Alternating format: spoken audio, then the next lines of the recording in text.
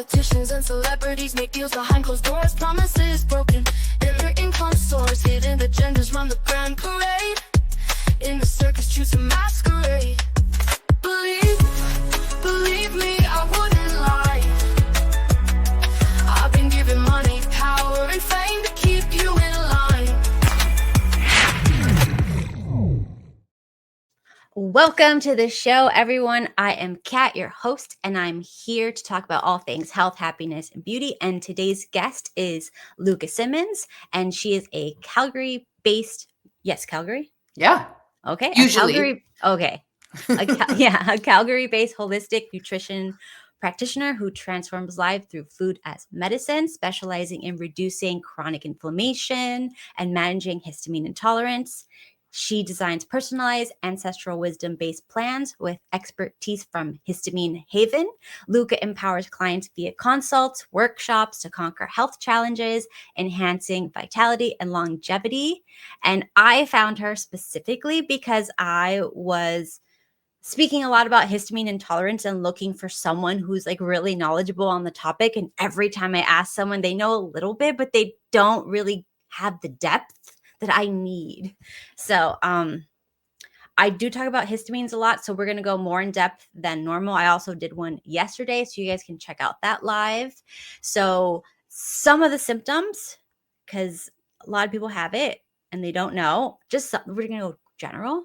Brain, nervous system symptoms, headaches, dizzy, anxiety, numbness, sleep difficulties, sensitivity to light, EMF, respiratory, asthma, coughing, shortness of breath, drippy nose, congestion, hay fever, reproductive urinary symptoms like PMS, PMDD, infertility, estrogen dominance, both men and women, pain with urination, skin symptoms, flushing, hives, rashes, eczema, itching, excessive sweating, swelling, dermographism, which I used to have, strong reaction to bug bites, cardiac symptoms, palpitations, racing hearts, arrhythmia, low blood pressure, which I always had. And they said, "You're so healthy. You have low blood pressure. It's even better than high." I'm like, wow, wow.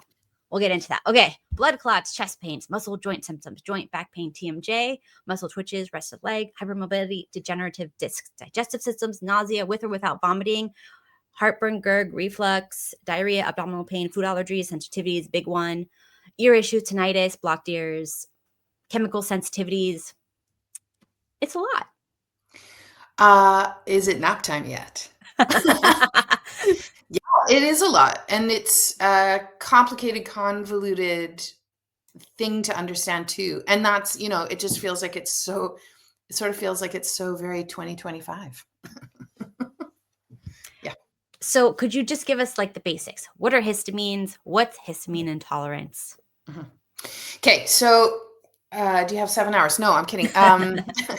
So histamine, you eat it, you make it, you need it. You need it for at least 23 different physiological functions in the body that we can ascertain. And I'm sure we'll someday figure out that we need it for more things. But when you're done using it, you should be able to clear it. So this is where the problem lies often. In addition to this, histamine is one of the compounds that's released from a part of your immune system called the mast cell. So the mast cells are these old, like old as dirt kind of cells. Like they were they were the first immune system we ever had.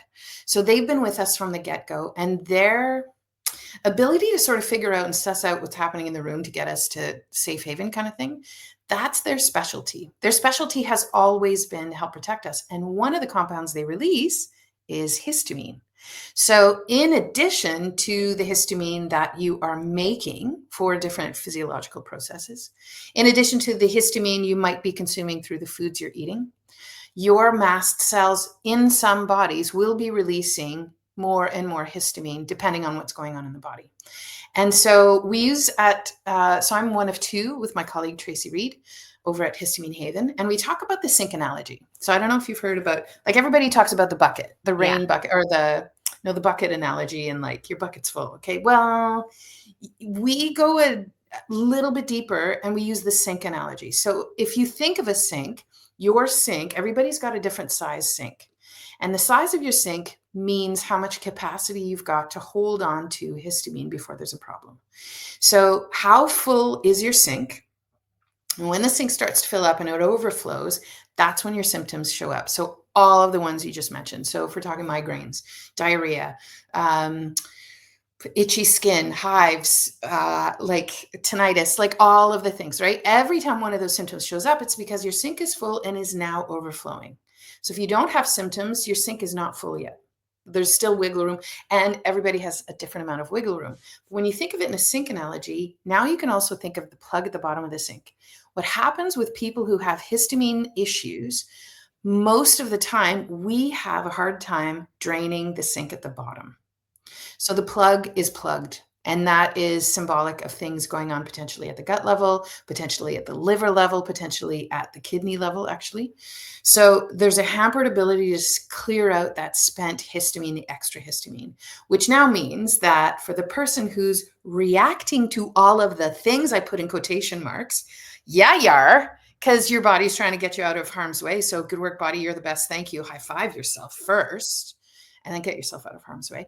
But what's happening in that scenario is the person who reacts to many different things is because their sink is almost full all the time. And now if you eat, so one of the biggest, most well-known foods that's high histamine that is well-loved is avocado. So it's the person where I had half an avocado for lunch and, oh my God, my symptoms went haywire. So that's because your sink was almost full, and the avocado is just the straw that breaks the camel's back. It's just that small amount that's coming through the tap into your sink that now made the sink full up and now overflowing. So when somebody's struggling with histamine issues, we have to figure out, why is your tap on? Can we turn it off? Is it stuck in the on position? And how well is your drain at the bottom working? What can we do to help open it up? And to add another degree to this, the mast cell piece, so those cells from the immune system that will release histamine, you can think of them a little bit as if you have a cracked sink. You're kind of leaking all of the time, or they're just making your sink being full all the time and about to overflow. So histamine, and there's a massive difference. You asked me more questions because I could go on for some. Like, there's a difference between histamine intolerance and mast cell activation. And part of the problem that lies in this is that most people who have these issues don't even know that it's a potentially histamine issue or a mast cell issue. Does that make sense? Yeah. Yeah. Okay.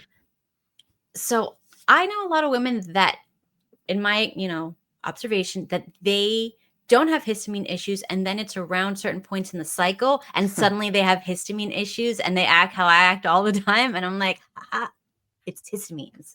Yeah. Yeah. So depending on where you are in your monthly cycle, your hormones are at different levels, right? Progesterone and estrogen are when you're in the phase of your life where you are having the period. Your progesterone and estrogen sort of do this fluctuation over the course of the month. We are cyclical beings. Surprise, surprise. We are not the same person day to day. We are a different person every day. We have different cycles over the course of the month, much like the moon, much like the seasons, much like we don't have a 24-hour cycle. We have a 28 or 30-day cycle. So with the female body, those fluctuations of those hormones have a sway on histamine release in the body.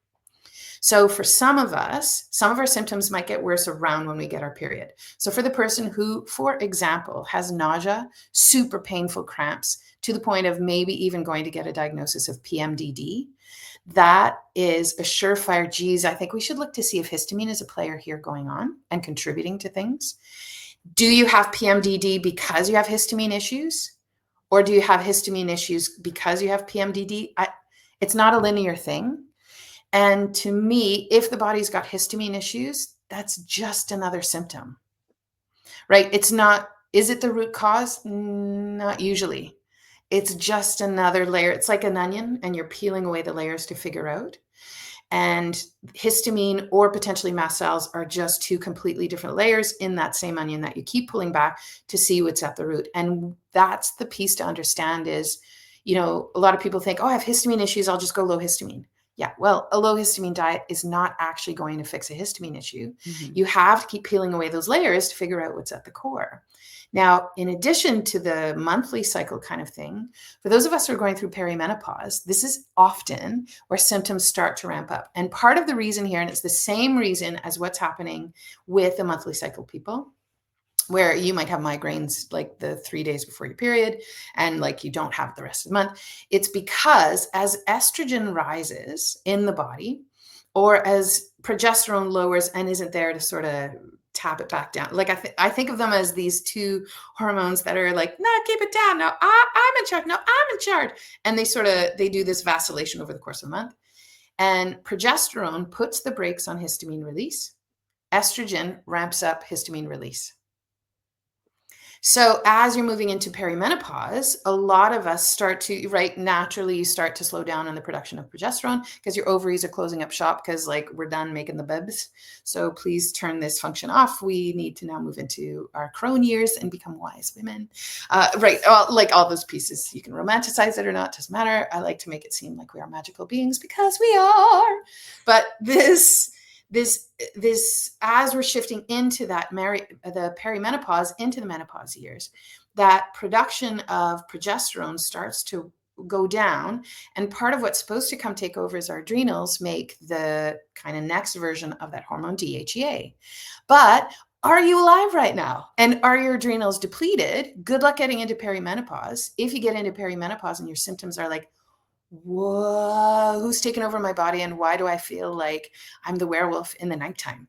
Well, it could potentially be that there's a histamine piece driving because of that hormonal imbalance, because you can't make enough progesterone, because there's a lot of other biochemistry that is struggling that's contributing to this.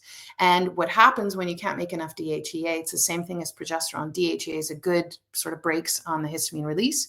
And if you tend to now have a little bit more estrogen than you would the progesterone or the DHEA, you don't have that natural balance to sort of regulate that. You tend to have more of that estrogen that will drive a little bit more histamine release. It's one of the reasons why I think, this middle-age notion, I'm in the thick of it right now, sort of like the universe is putting her hands on your shoulders and she's like, I'm not messing around. Get to it, baby. We need you and we need you strong. So I think it's actually just a really awesome way to get us to do our thing. So I used to have, when I was young, super sky high DHEA, where I thought like there must be an issue here. And then now it's like high normal, and like now it's like normal. But I've always had the histamine issues. I've always had high estrogen. Yeah. Estrogen super high. Yeah. And I used to think it was PCOS because my testosterone was high too. But now it's like low. I still have all the symptoms, everything. Yeah. Yeah, it's not as clear cut. It's never clear cut, is it?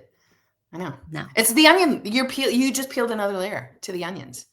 We're going to be peeling onions forever. God willing. I mean, whether or not you believe in God, I don't mean to be, I'm not picking but like, I hope to, because the second I'm not peeling an onion is the second I'm dead. I got things to do. Anyway, sorry. Okay. So, yeah.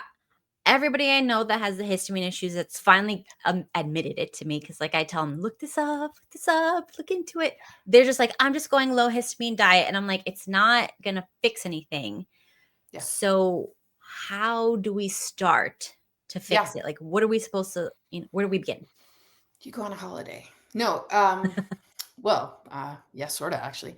But where do you start? Yeah. I have to think of what is the right answer to give you. Okay.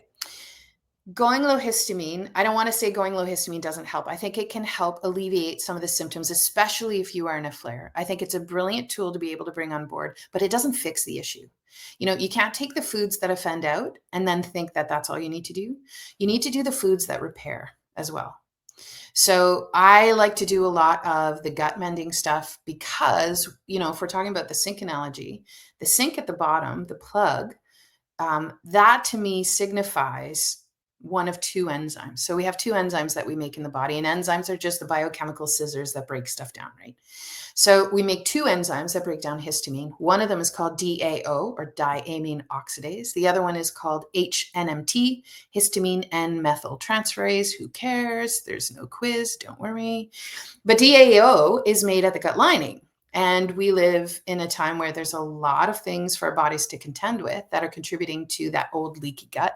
I think that a lot of people, would your audience be well-versed in leaky gut stuff? Yes, permeability, whatever. So when you've got issues at the gut level, you may struggle to make DAO. some people also have genetic predisposition to being a slow maker of DAO. And yet others may not be eating the foods that give you the nutrients that help you make DAO. So let me give you an example. So DAO, you do make some in your kidneys. You also make some at the gut lining. And the one at the gut lining is supposed to break down the histamine that's coming in from the foods you're eating. And to add insult to, well, it's not insult to injury, but to add another degree to this, depending on what's going on in your microbiome. If I say microbiome, does your audience know what I'm talking about? Yes. Yeah. Okay. So depending on what you have going on in your microbiome, every single strain has the potential of making histamine, being histamine neutral, meaning they don't make things better or worse in relation to histamine, or being histamine degrading. So they can make histamine, not have an impact, or help break down histamine. So when we're going back to that DAO enzyme, part of what DAO helps to break down is if you happen to have any strains in your microbiome that are making histamine as a byproduct of just being alive, then that DAO should take care of it. And now you don't have as much histamine coming into your system, which is the goal. So what we like to do at Histamine Haven, we talk about those foods that'll help do the gut mending so that you can actually start to make the DAO yourself. But this is where it gets interesting. So, for example, the nutrients you need to make DAO at the gut lining have to come in a balance for your body to be able to, I think of it as like the recipes for your body to do a thing.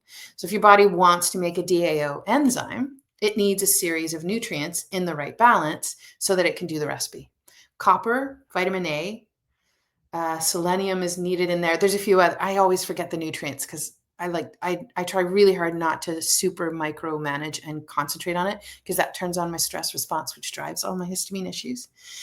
But these nutrients need to come in balance. Copper, vitamin A, which is the retinol, the animal-based version, the fat-soluble version, they need to come together in a food to give you the nutrients in the right ratio so you can make the DAO enzyme yourself. What is the best food that has that? One of the best foods, liver. Oh, liver is high histamine, then I won't eat liver. Okay, but just a second. Right? Like now you just short-circuited things so that you can't break down histamine tomorrow. So some of what I like to do with clients or when we're working with people in the Histamine Haven, we work at reducing a little bit of the reactivity in the body and helping to drain that sink a little bit more before we start introducing. And it's important to bring in those nutrient density pieces that give you those nutrients so your body can actually do the piece. You know, if you have liver on Tuesday night for dinner, now on Wednesday at lunch, you can break down the histamine from the bugs in your microbiome maybe, or from the avocado because you've decided to include avocado in your meal, or from the tomatoes that are going to trigger release of histamine in the body. So, you know, you can't just go low histamine and go, oh, that'll fix it. No, like there's a nuance to it. In addition to this, only to make it so much more complicated. If you have, I always use the same analogy, so apologies if you've ever heard this, but if you have two people who both have migraines, now migraines, very often there's a histamine component to it. So you've got extra histamine and your sink is full and it's now overflowing. So if you have two people who have migraines, both potentially driven by excess histamine, one person may have it because she can't make DAO at the enzyme level, at the gut level, and the other might be because she can't make the other enzyme, HNMT, at the liver level. So you have two people with the same symptom driven by the same thing, but they need two different pieces to do the repair piece or the support piece.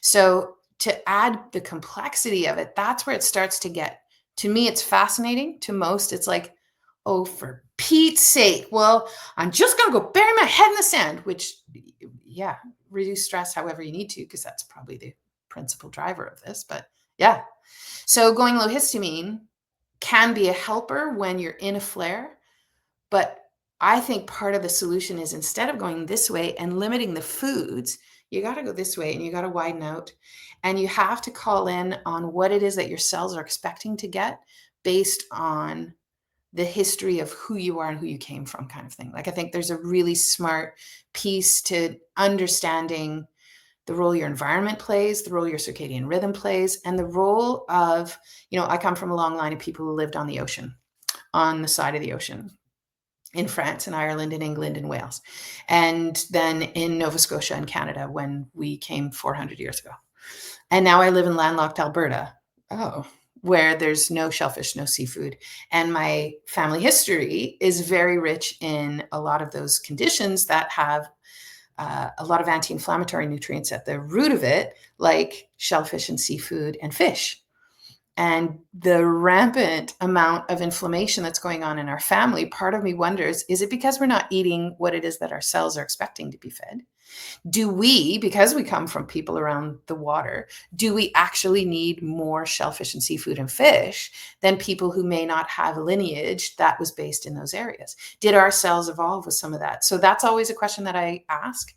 And then also, what are your cells expecting to be fed based on where you're living, based on the inputs and the information you get from your environment? So that's like another rabbit hole. Sorry.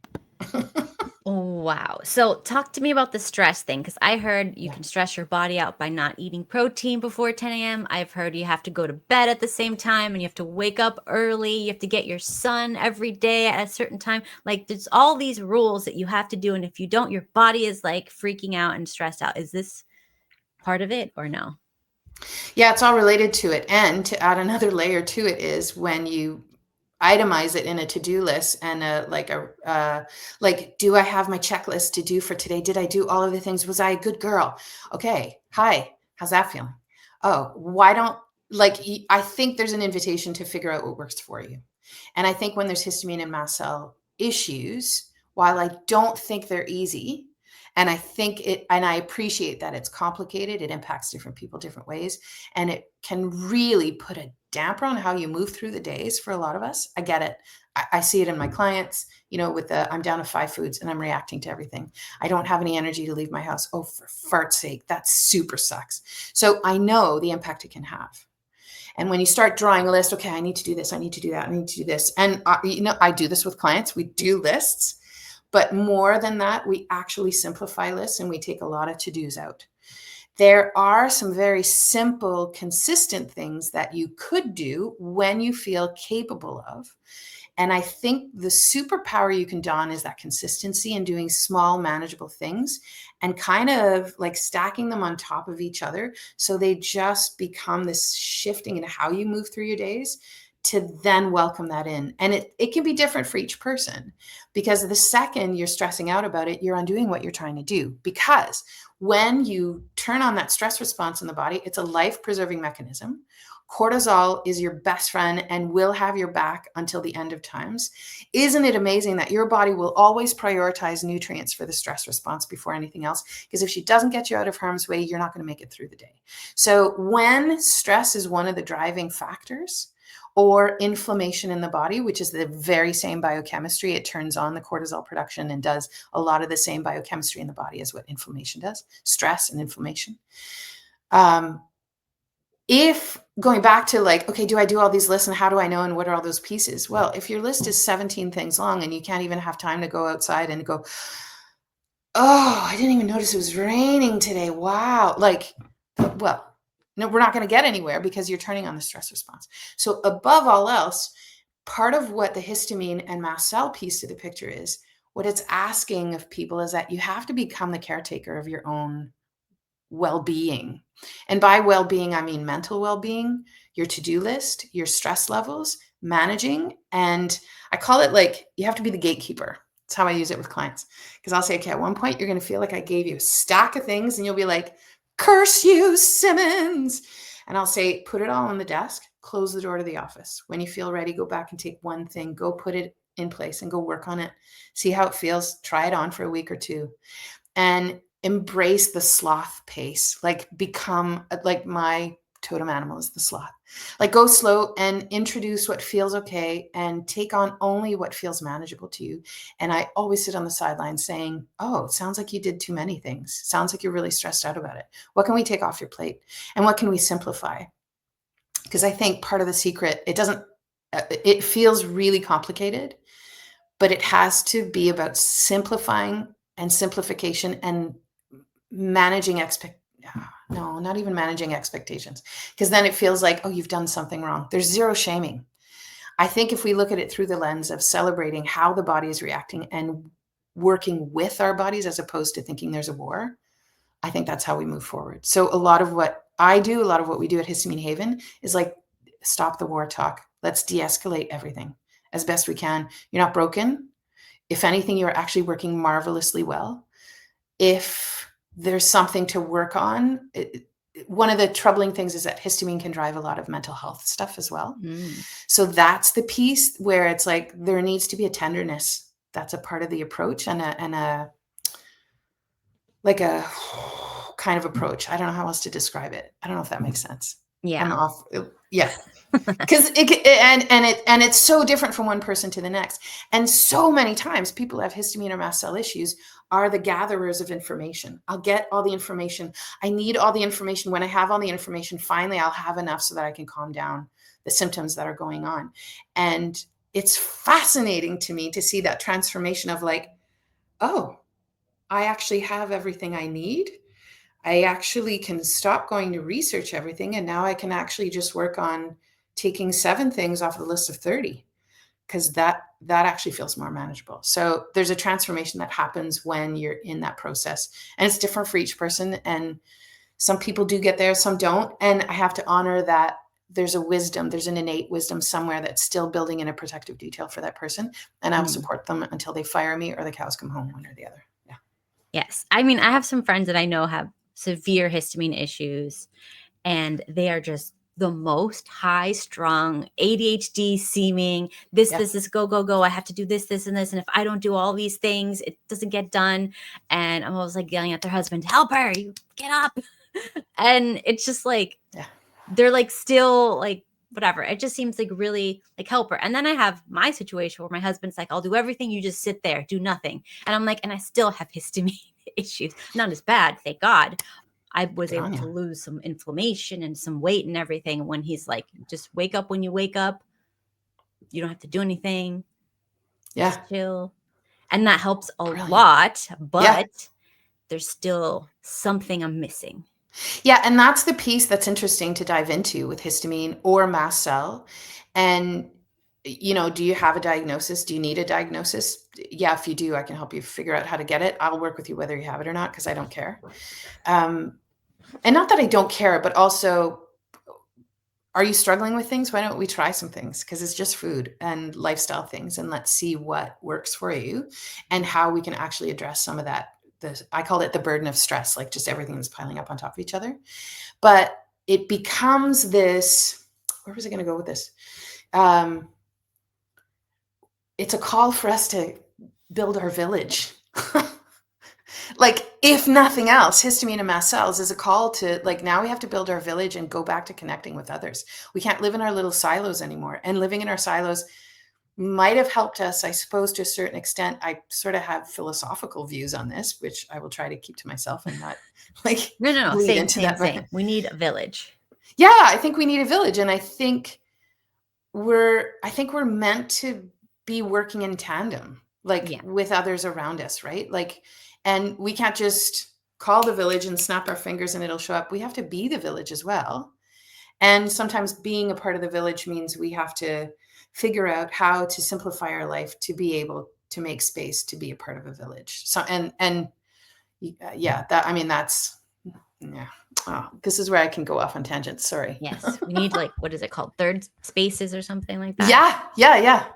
But going back to the histamine and mast cell and every symptom, so ADHD, autism, anxiety, they're all potentially, they have a histamine and even potentially a mast cell piece to the picture, which is fascinating to me.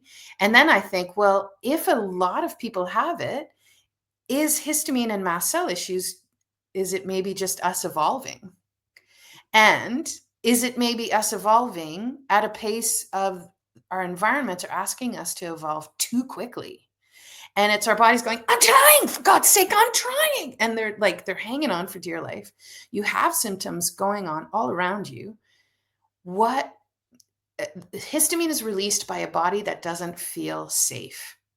And I know some people it raises the hairs on their arms. They get mad when I say that, and they're allowed to. Yeah, I'll get you to explore that for a second. It's not like, for some people, your body may not feel safe because there's a history of trauma. In some bodies, your body may not feel safe because you had a viral infection at one point, and that actually is now they call them invisible infections. So your immune system can't see it, but it knows it's there. There's like an invisibility cloak around it. So your immune system is like, there's a problem, but I can't find it. And it's looking around everywhere and can't find it. So that can be one of the reasons why your body may not feel safe. Your body may not feel safe because you're not getting enough protein. So your body then triggers the stress response because we've run out of fuel. And now I just need to get you fuel to get you through the next moment. And because you didn't get enough protein this morning and you've been eating low carb and now your blood sugars are like on a roller coaster all day long. So yeah, it's different for each person why their body in particular doesn't feel safe. And that's part of what the invitation is. And, we call our project Histamine Haven very much on purpose because you have to build your safe haven. And your safe haven looks different from the next person's safe haven. And all of them are valid. And no one is wrong. And it may shift with time. And it may also be very static because you're the person who can manage 6 things. And that's all your energy levels will allow you to implement on a day-to-day basis. Okay, I get it. And also, I don't think there's anything wrong when our bodies are saying, please send help. We're not broken. And the people who have histamine and mast cell issues are always the people who are doggedly searching for answers to their questions, trying to figure out what are the proper questions to ask, and like advocates to look out for themselves. And that's where I think this is us evolving. This is us working magnificently. Also, this is us who are exhausted. Like, what can we do to go for all of this? And I think once we can hone in on what that can look like, that's a bit of how we start to build that safe haven. Yeah. So what do you think about the theories that it could be coming from mold, or it could be coming from estrogen, from maybe like hormonal birth controls, or it could be a parasite load that we don't know about, or like maybe like Epstein-Barr, or maybe like a Lyme, tick-borne disease, or something like that? Yeah, that's a few of them. There's been so many different reasons that have been explored. There's something somewhere. That's the piece of how the body doesn't feel safe. Mold sets up in a body that is struggling metabolically. So often one of the pieces that's tied into this is a metabolic dysfunction where there's like something about the bringing in of energy, turning it into something you can utilize, and then using it as energy to do a human thing. All of that is a metabolic act. So like writing a grocery list to me is a metabolic act because I had to think about what's missing. Having a baby is a metabolic act. Wanting to dance with your partner, and by dance, I mean like, that's a metabolic act, right? Going to the gym is a metabolic act. Like coming up with a class content because I'm building a new class today. So like that is a metabolic act. Like anything that requires us to do a human thing and takes energy to do, it requires metabolism to function. And often when the metabolism is struggling, that is sometimes when the body's been working extra hard. And now, it's why you'll see 2 bodies living in the same space where there is potentially mold in the place. And one of them is impacted while the other one isn't. So you have to start thinking, for example, in the case of mold, and I'm by no means an expert, but I send people to resources when they're identifying what's at the root. And that's actually the secret of what it is with histamine and mast cells, is to figure out what's at the root. Histamine and mast cells is just a symptom. So it's getting to the root of what's at the core of the onion. And if mold is there, is mold the root piece? I actually don't think so. It's a contributor, absolutely. It's potentially a contributor. Mold has very clearly been shown to trigger mast cells to dump histamine. Mast cells can dump over 1,200 different chemical compounds. Histamine is just the one that's most studied from mast cells. So, you get a molecule of mold that hits a mast cell. You have a bunch of mast cells anywhere the outside world comes in. So in your gut, you have a bunch in your lungs, you have a bunch around your heart potentially. So any of the top secret places of like the high functioning pieces of your body, you tend to have a lot of mast cells congregating around there in order to build that protective detail. So when you're living in a space that has mold, you may be ingesting a lot of spores, for example, or a lot of the mold stuff going on. Some of it may make it into your system, into your digestive tract. And when it gets there, it hits the mast cell, which then goes poof and releases histamine, which is the equivalent of turning your tap on. And the fun thing to know is that mast cell A releases histamine. That histamine goes to mast cell B and makes it release more things. So it's like this domino effect that has the potential of triggering more and more in order to mount that response you need. And again, it's a protective detail. So you're not broken. There's nothing wrong with you. But why is mold able to set up shop in one body and not the other? You go back to, what does mold do? Part of what mold does is to break down toxic compounds. Like, that's what the job mold does in nature, right? Mold is there to break things down. So is the person who is having the mold infestation now triggering potential symptoms in their body, is that a part of it? I think that needs to be explored. Is it the only thing that's going on? I don't think so. I think it's so complex. I am not a mold expert. It's one of the reasons when we get to the stage of identifying what is at the center and potentially triggering the body, you need to go see somebody who's well-versed in that. I cannot help you with that, but we can help see if we can pinpoint what's at the root. And then I go and connect you with resources. But yeah, mold is one. Invisible infections, cavitations.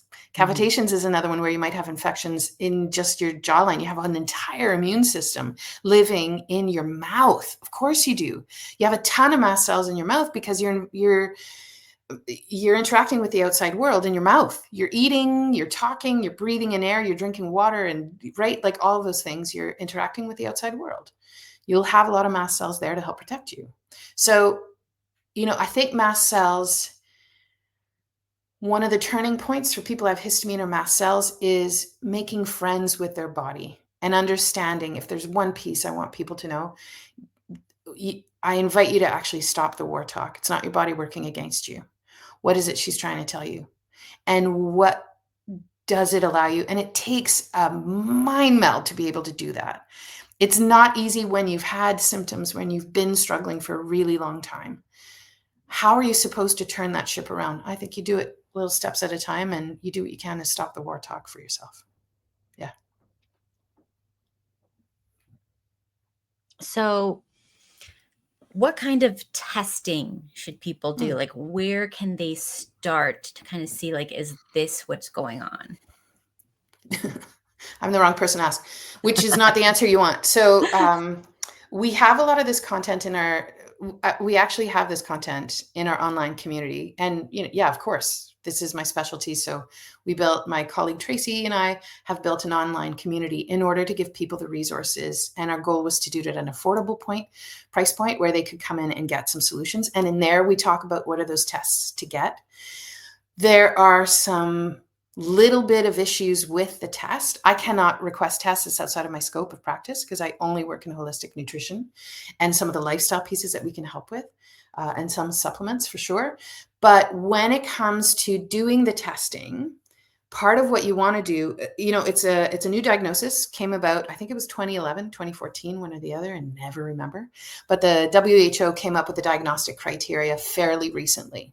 And if you understand, it takes 19 years for something to show up in the curriculum, in the teaching curriculum for people now going to school for medical school.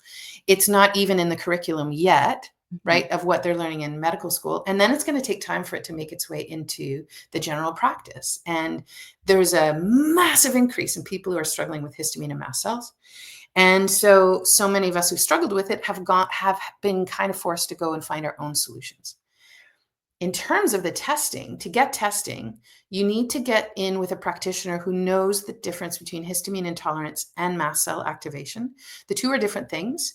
And if you don't, there are some specialists. I think functional medicine people can do a really good job. There are some naturopaths that do have the capacity to really grasp and understand because they've seen it either in their clienteles or maybe their own cells where they've had to learn a lot of it, because a lot of it is going to be like, we're just in the beginner stages of figuring what some of this is. There is testing that you can get. There's tryptase testing, there's blood tests, there's different kinds of tests you can get. Part of the issue is if you're not doing the testing right, you can get false results from it. So for example, if you're not getting the sample done on a day where you're in a flare, you may not even have elevated levels of tryptase, for example. So then they'll say, well, no, your levels were really low, so you don't have it. Well, you weren't in a flare that day, but on a day where you might have gotten a bee sting and you had a high stress event and you didn't sleep the night before and your migraine was raging out of control. Now that day would be the day to get the testing done. or to get the sampling done. If the sample wasn't frozen properly, then the histamine gets degraded by the time it gets to the lab. So then they won't even get an accurate test. So that's part of what the issue is. And I can't request a test for anybody either.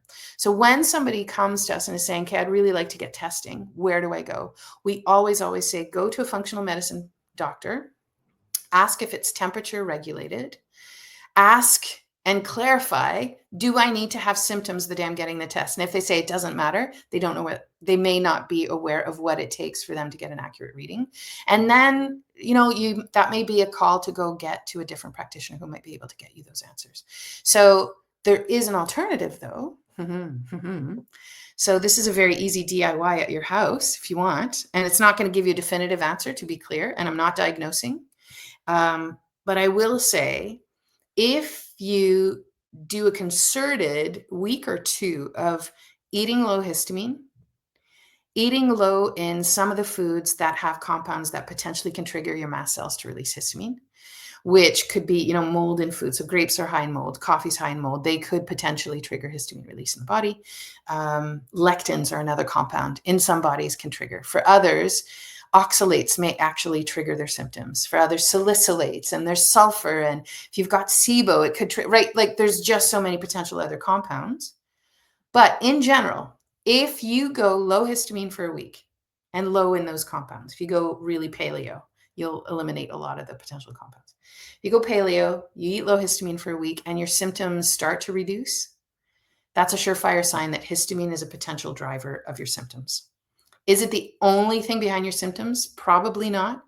It's usually a combination of things behind, but it at least gets you started on understanding that histamine is a player. And part of what I see is people who've been in inflammation for a long time. It's almost like, I think of it this way. I'm a super visual person. So if you're going down the hallway of inflammation and we want to get you out of the hallway of inflammation, if you've gone down, I'll take you steps 1 through 10, we'll take you out of inflammation. But if you've been down that hallway of inflammation for a long time, sometimes you go down a side corridor of histamine issues. So if you're down the side corridor of histamine issues and I try to do steps 1 through 10 of inflammation, for some people, you'll go deeper into the histamine corridor. So when I'm working with clients, it's to figure out, is there a histamine component? Okay, first we have to figure out the histamine stuff, get you out, and then we'll get you out of inflammation. So where that ties in for me is the nervous system, the adrenals, and the kidneys, interestingly enough. I'm not a traditional Chinese medicine practitioner, but I find that world absolutely fascinating. And so just through my own research, the kidneys in TCM thoughts is the main emotion tied to the kidneys is fear. So people have histamine and mast cell issues. I know I did, not everybody, but I think a lot of us have a lot of fear going on. Right? That, if I eat the wrong thing, I'm going to have symptoms. So I now have to eat more narrow and I have to hold myself up even more. And I can't go do this now. And I can't go do this. And it starts to get really restrictive. I don't know how that doesn't trigger fear. Kidneys make the DAO enzyme to help you break down histamine. Oh, interesting. So all of these pieces, right, fit together to give this complexity to a brilliant adaptation of our bodies just trying to make it through the day. So yeah, we're not broken. Nah, we're working marvelously well. It's a hard day. And if you want a diagnosis, you totally can. If you start to see symptom relief by going low histamine for a week, you have a really good indicator that histamine is one of the potential drivers. But now becomes the work of finding out, okay, that's just a symptom though. What's at the root of it? So I'm going to ask you something that I saw on the TikToks. Tell me if this sounds crazy. Okay. So there's this one girl who was talking about how she has high histamines and she found that nicotine lowers her histamines, and she started taking like nicotine patches or something like that, or like there's drops you can buy or whatever supplements. What are your thoughts on this? Have you heard of this? I know there's no research done, but do you think there could be potential? So I don't know the research, and this is the first time I've heard it. There's no research yet. These are just anecdotes all over the internet. Yeah. Okay. So then where I would start with that is to explore, well, what was tobacco traditionally? Tobacco, from an indigenous person's perspective, was medicine. And tobacco is a gift from the natural world, right? If you're talking to an indigenous elder, they will they will better be able to address this question and to perhaps explore that piece of it. So what is the mechanism that nicotine would potentially help with? If you start to understand what are some of those triggers of the histamine release in the body, it's adrenals and cortisol. So if nicotine is helping, is it potentially having an impact on the adrenals piece of the picture? Is it potentially having an impact on, it's called the psychoneuroimmunology connection? Psycho means your emotions, neuro means your nerve cells, immunology is your immune cells, of which your mast cells are a part. So that psychoneuroimmunology connection is when your emotions drive symptoms. So high stress, deep sadness, fear will trigger through the PNI, the psychoneuroimmunology connection, will trigger your immune system to release histamine actually from your mast cells. So is tobacco potentially having a positive impact on that PNI? I don't know. I have no idea because this is the first time I've heard it, but that's where I would go research to see, what kind of impact might it have on what are the drivers of what is triggering the body to just continuously release histamine. Because you don't have histamine issues because you ate half an avocado. You have histamine issues because something makes it that your sink is almost full all the time. Why is that? That's what you need to figure out. So that would be very interesting. I'd be interested to know what the mechanism of it is. Yeah, I'm sure somebody is already looking into it to see if there's a medicine or somebody can make a buck somewhere. Of course. Yeah. So, if let's say your cause is mold, because I heard some people like they went online, they're like, oh, the cause was mold, but I left the place with the mold and it didn't go away. I still need to do all these things and then it went away. So like, could it be, there was also this other chick online. She's like, I have histamine issues, whatever. I did all these things. And she forgot to mention the fact that she moved to another country and is living by the beach now. And and I'm like, I think that's what it was, not all the things you did. It's impossible to know what is helping, what's hindering, because there's so many variables and pieces you can play with, right? So if there's mold involved and you clear mold or you move apartments, that, I think now you're reducing what is contributing. There's been mold in our environments for centuries, right? Why is it an issue now? Why was it not an issue before? Because I think our metabolic health was pretty robust before because we didn't have a choice. Yeah, we did not live as long as we do now, correcto. However, we were outside every day because there was no choice. We went to bed when the sun went down because I didn't have enough candles to light through the night to keep me awake until 2:00 in the morning. I didn't have, you went to bed when the sun went to bed. You ate real food. You ate slow food. It was all there was. I'm sure my great grandmother would have thought it's amazing that you can go down to the grocery store and pick up an already roasted chicken with some already roasted potatoes and carrots and call it dinner and go, thank you, I'm done. I'm putting my feet up. Like, I'm sure she would think it's the best. However, the real food thing was the only way you could eat. And if you didn't work hard during the day, which had physical labor involved, if you didn't, our metabolic health was so robust because of the way we had to go through our days, because of what it took to keep us alive. That's one of the contributing factors. Mold shows up in a body that is struggling metabolically, absolutely, to me. So if mold is around, you get out of the mold environment and that can help reduce some of the triggers. It's brilliant, but the mold now is also in your body. So now there needs to be some attention placed on helping to detoxify the mold in your body. You can do binders. Some binders will work well for some people. Some people will react to the binders. So you need to take a very gentle approach that way. And again, we do a little bit of it over at Histamine Haven, but we will typically send people to a practitioner who's able to do a lot of this, because you can't try to do binders if your detox pathways are not open. So often we're telling people, you're dirty, you're broken, you need to fix this. Just go detox, because turn on the war talk. Oh God, wrong. We need to first make sure that your drainage pathways are open. And what that means is, we're going to ramp up how you're going to bag the garbage in your body. We got to make sure you can take the bags of garbage to the curb. If you cannot take the bags of garbage to the curb, do not bring the garbage cleaning up crew. Do not detoxify yet. Make sure that doorway is open so you can take the garbage to the curb. So that's a little bit of what I do with clients, for sure. Absolutely. So setting some of that up. working with somebody who's making sure that your detox pathways are fully functioning as well. That not only the drainage pathways, but can you poop like a champ? Can you pee like a awesome person? Are you sweating? Can you sweat? Are you able to sweat? So many histamine people haven't sweat. Oh, that is a drainage pathway that is not working. Lymph is not emptying. We need to wrap that up, right? So we got to make sure that all of the other pieces are working so that when we start to bind to the mold to move it out, we're not waking something else up. Often, one of the pieces that some people who have a super sensitive body, because their body feels it needs to react sooner rather than later, sometimes what becomes a bit complicated is that shift to try to support the body doesn't feel safe. Moving to safety doesn't feel safe in some bodies. So there's another big piece to address there. And that's, I think, where that psychoneuroimmunology connection comes in again. And there's a lot of that deep subconscious stuff that really needs to be taken a look at, like any of the, like the DNRS, the, what's the EMDR? EMDR is another one.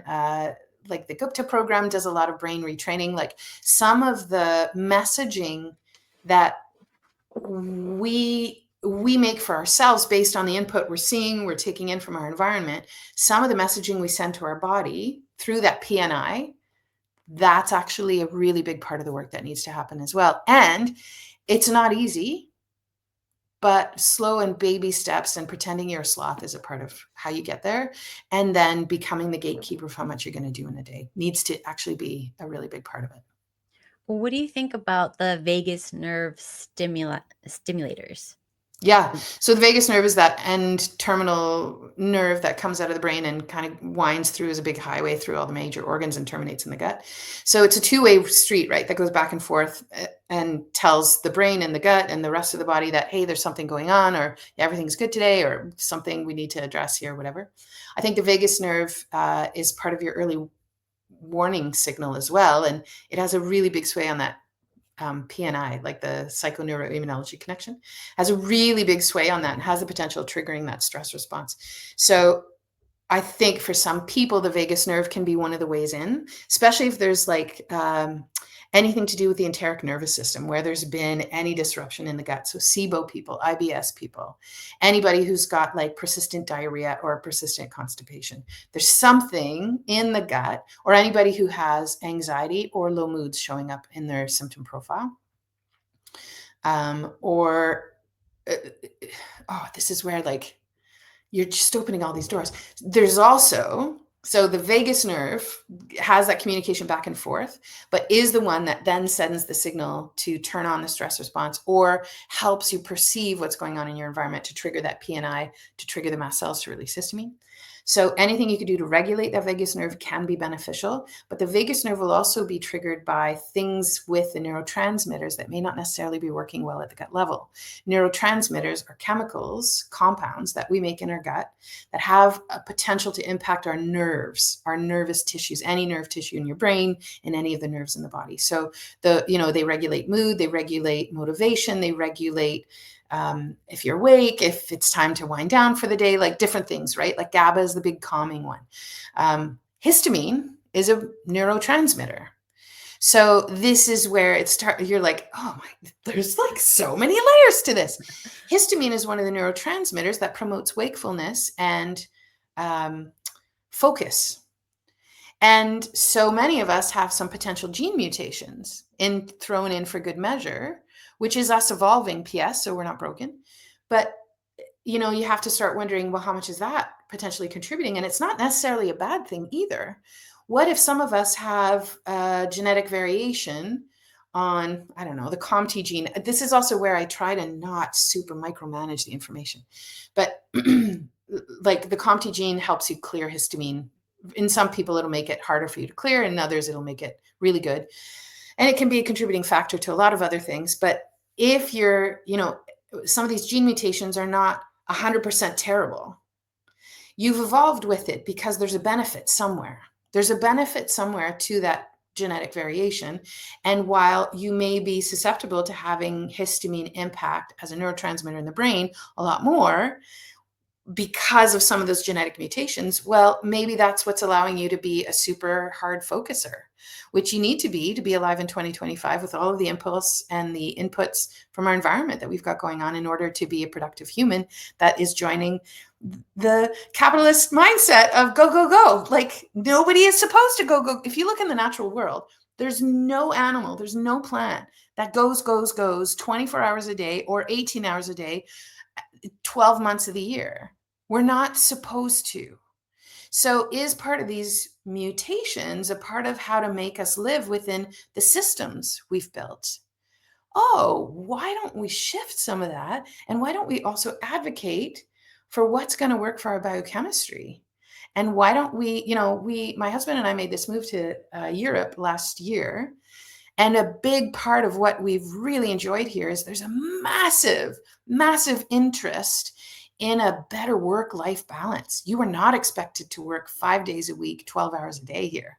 And if you do, it is not a badge of honor. It's a bit of a, why are you so important? Get over yourself kind of thought. And it's a brilliant reminder that we're not supposed to be in the summer season all the time. You're supposed to have a dormant season. You're supposed to have some quieter times, and balancing those things out actually helps the biochemistry in the body to reduce some of what's actually driving histamine release and some of the issues that show up in the bodies that have histamine issues. Yeah. Oh, that I could talk about that for 7 hours. Sorry. So what do you think about there's some specialists that say you can take things like prescription strength antihistamines, or maybe there's like Pepsid. There's all these other pharmaceuticals that you can take that just happen to also lower histamines. Yeah. And they're like, take it for like 3 to 6 months and that stops the cycle. So then you won't keep getting it because like the histamines make the estrogen or whatever. And then this makes that. And then it goes back to histamines. So like, is breaking the cycle helpful, or is this just? It is helpful. And we also live in an amazing time. So I don't ever want anyone to feel like they are subpar because they're on medications. For some of us, medications will actually help us be able to participate in life. So I will never, ever demonize medications, ever. I think they can be helpful. Are they for everybody? I don't know. And that's the question, probably. But if you understand that the antihistamines stop, like they will help block, they're histamine blocker. So you've got 4 different types, and don't ask me what they are because this is the stuff that I know I should care about. My colleague is so smart on these things. I am more about the systems and the biochemistry behind the scenes, but I suppose this is biochemistry. Anyway, H1, H2, H3, H4. There's 4 different types of histamine receptors. So what a receptor is, you can think of it as like a landing pad on cells.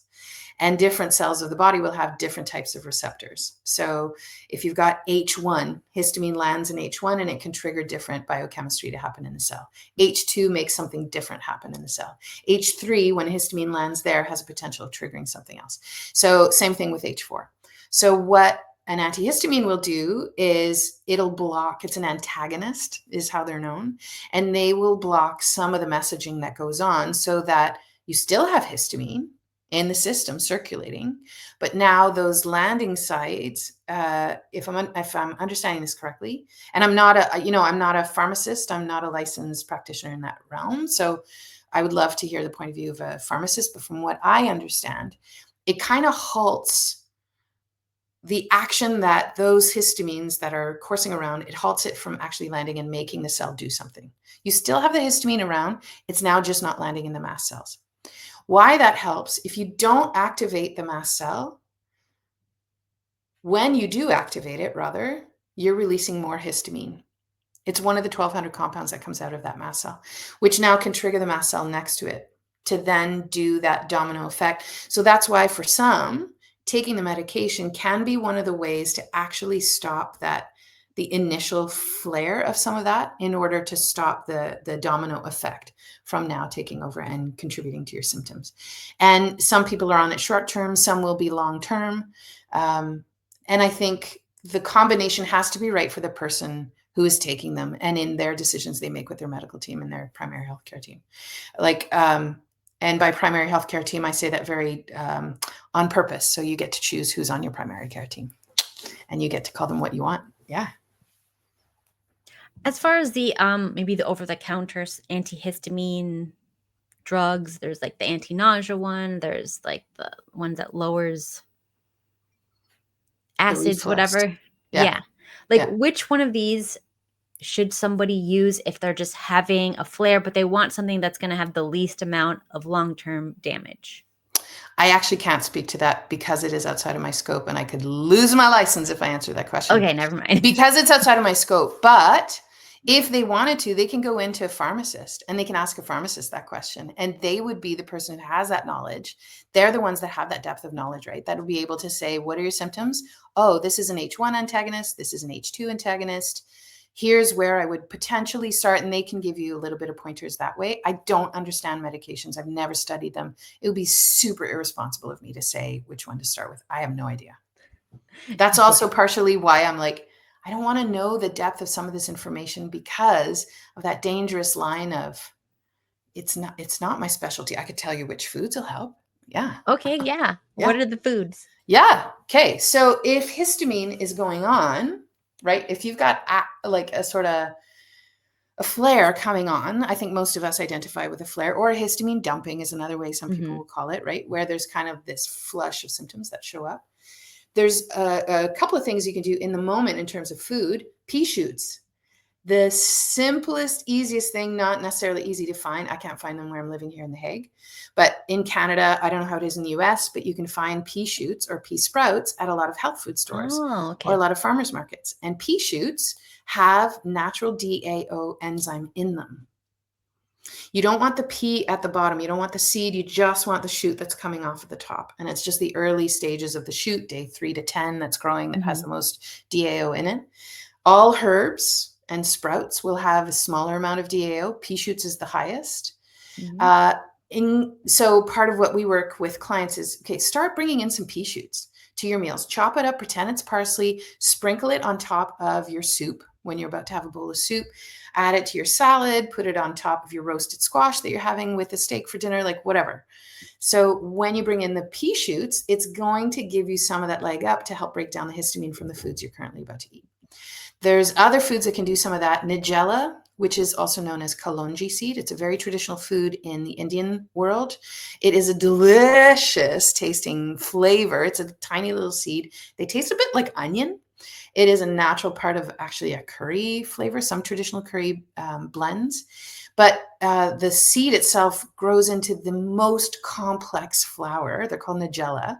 So if you look up nigella flowers, you will see how complexly beautiful they are. And that to me is like, oh, that's why it helps mast cell issues, because that's what a mast cell issue is this complex, interwoven, different layers, colors, shapes, different, it's like a marvelous flower. Anyway, nigella seed has been found to, and nigella oil as well, or black seed, sometimes it's called, or black seed oil. Sometimes you can find it doesn't taste great, but you can stomach it, you know. I say bring it into recipes. So a lot of the recipes I share with clients, we have a cookbook actually where a lot of our recipes actually talk about nigella seeds and including it in the recipes, like making a chutney, for example, with cranberries or with pomegranate seeds, because they're both really great at helping break down histamine. Adding in some kalonji seeds in there or nigella seeds, same thing. That's one of the ways to work it in. So those can help. Anything with vitamin C that you tolerate, so any fruit you tolerate, vitamin C is an antihistamine and it's a mast cell stabilizer. Anywhere you can stabilize your mast cells, it's like doing a repair on your sink so it's no longer cracked. So now you're not going to have as much water flowing out of the cracks of the sink. So anything with vitamin C that you tolerate. So all of the brassica family has a really good amount of vitamin C. All of your fruit will have it. So whatever you tolerate. And yeah, there's a low histamine list of fruits. If you want, go look it up. Different people will tell you different lists. So find the one that you like and try it, right? It's going to be different for you. That's part of the confusion with histamine, unfortunately. And quercetin, foods rich in quercetin, is another nutrient that helps us break down histamine and is a mast cell stabilizer. So quercetin is often found in, I'm going to try to remember, I think it's cabbage, apples, and onions, and garlic, leeks. If you tolerate those, quercetin is awesome. quercetin in food. Some people will do okay with a supplement, some won't. I would never tell someone to start with a supplement because you have to figure out what else is going on. Some genetic mutations can make that a quercetin supplement may make your symptoms worse for some people.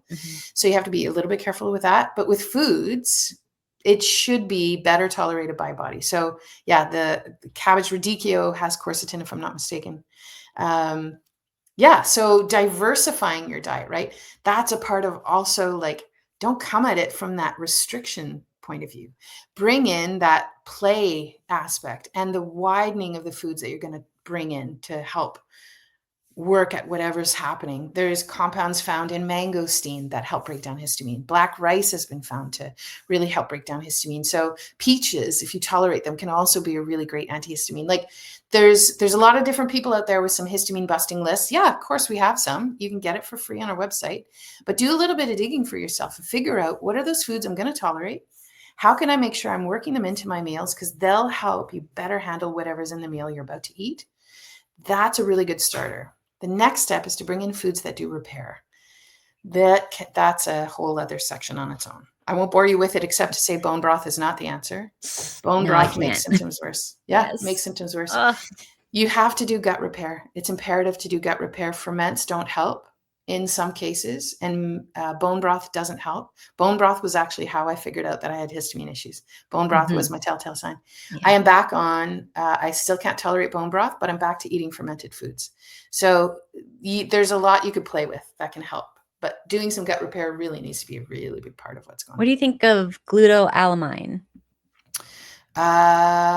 If it's a supplement, where would you find it in food? Oh, in meat stock, which is what we super talk about on an almost daily basis, actually, about how it could potentially help do some of that gut repair. A supplement, I'm not anti-supplement, but I will say in a body that has histamine issues, you're reacting to a lot of stuff. Why don't we pull it back to the most natural version that our bodies are expecting? Let's try it with food first. And once we start to see some repair and some vitality come back or some resiliency start to come back in the picture, then could you maybe move to a supplement? Maybe. Yeah, for sure. Yeah. So I was thinking of maybe taking like a lot of antihistamines and then eating liver for a while. Do you think that would help, or is that just? Yeah, that's what we work towards. And I wouldn't even, you don't even need to eat liver that much. When you think of traditionally, how was liver eaten? When you harvested a pig or a cow, your liver versus the rest of the animal meat, you didn't have liver every day for 30 days. You had, if you had one cow that fed your family for the year, you would have one liver over the course of the year. So I don't actually think we need loads of it. I think it is one of those really deep nutrition pieces that can be a helper.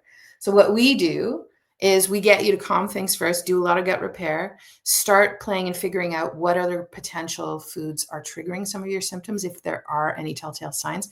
That sometimes can help us point to what some of the triggers are as well. And then working in those deep nutrition pieces. If you've done a lot to reduce your symptoms, nourishing with liver does so much. Not only does it give you some of those compounds so you can, or the nutrients you need to make DAO yourself, it also is probably one of the best foods to fortify your metabolism and to support your adrenals. Anybody who's got histamine issues, often, there is adrenals that have been struggling for a really long time. And so part of the medicine is in feeding the adrenals, feeding and nourishing for better metabolic health, helping address some of those blood sugar imbalances. If you've got insulin sensitivity, if you can't metabolize glucose properly, if you can't store it, if you've got non-alcoholic fatty liver disease, that's a massive contributor to some of these things. Like there's so much complexity to it, right? Liver feeds you right nice. So when I work with clients, spoiler alert, we eventually get you to liver once or twice a week to start with, and then just listen to your body and see what it feels like you want to work towards. And for some, it's like, yeah, I only have it for maybe 2 seasons a year, and then I'll have it on occasion. And I know when I get depleted and I feel like I'm at the end of my rope, I know I need to bring liver back in. And that's when they bring in a little bit more consistently, and then they sort of let it, there's an ebb and flow thing to sort of be in tune with, which is hard to develop. But I think a big part of when you have histamine or mast cell issues, you have to develop that muscle, the being in tune. Your body's still talking to you. Histamine and mast cell issues is your body talking to you. What is it she's trying to tell you? Go live on an island. Sure, but if you don't have your bestie with you, then do you have a de-stressor? No, so can you bring your best friend then? Okay, maybe. Yeah, and I always joke that I'm going to run away to the cabin in the woods by the river with my little solar panels because, like, ugh, are you alive right now? Are you paying attention to all the hoo-ha going on? Regardless of which side of the coin you're sitting on, it doesn't matter. All of us Mhm. are like, what the? And that's a part of what's driving the depletion and a little Mhm. bit of our symptoms. So I think actually histamine and mast cells is us having to actually put on our big girl panties and go, not today. Actually, shh, it's time out. I am going to the, not the actual beach, but like the metaphorical beach in my mind. Yeah, actually, I think that's actually where some of the answers are. And it's different for each person. You have to figure it out. Sorry, Yep. there's no recipe. So tell everyone where they can go learn more about you and about your master classes and everything. Yeah, thank you for the opportunity.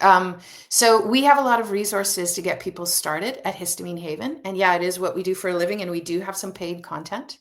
And that's for the person who's ready to dive into it. So when you first land on our website, go to histaminehaven.com. It's a really great spot to start.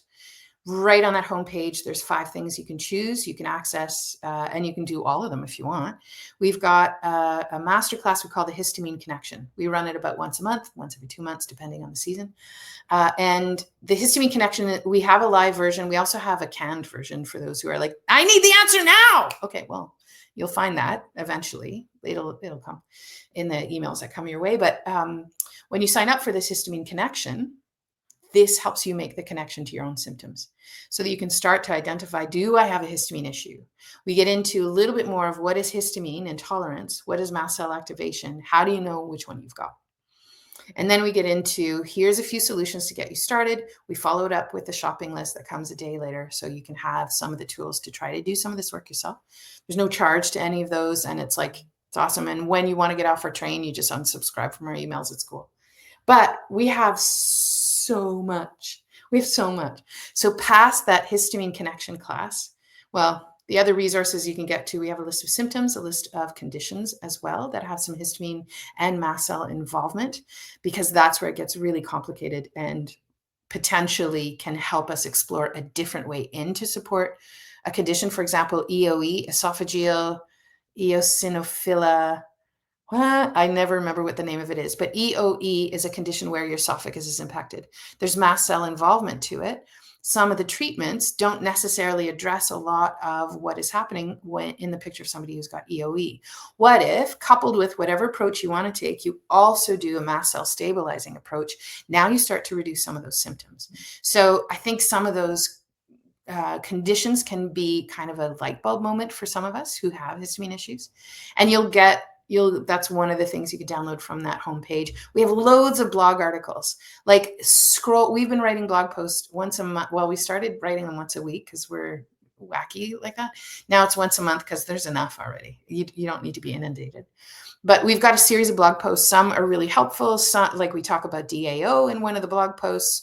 We talk about different conditions. We talk about the psychoneuroimmunology connection piece as well. Like we do a big, wide array of different ways in to understand about the histamine and mast cell piece. Start with those. Connect with us on social media. Our handles are Histamine Haven. Sorry we're not on the TikToks because we're old ladies and I have life. And also there's a limit. So we're on Instagram, we're on Facebook. There's tons of free content on there. So you can start diving into some of that stuff. When you're ready for solutions, and not everybody is ready for solutions, and I get it, and I want to honor that. But when you're ready for solutions, it's called the online community, and we have a free version of it. We also have a paid tier, and in the paid membership, the full membership, there's 10 courses. It takes you 2 years to move through it. And it's an amalgamation of what I did with clients, what my colleague Tracy did with clients. We put it together in a program. It took us 3 years to build it. We have videos and hours and hours and hours of videos to understand. And we take you through step by step to help you get at the root, calm the system down, go through. We have 3 stages to our protocol: stage 1, stage 2, stage 3.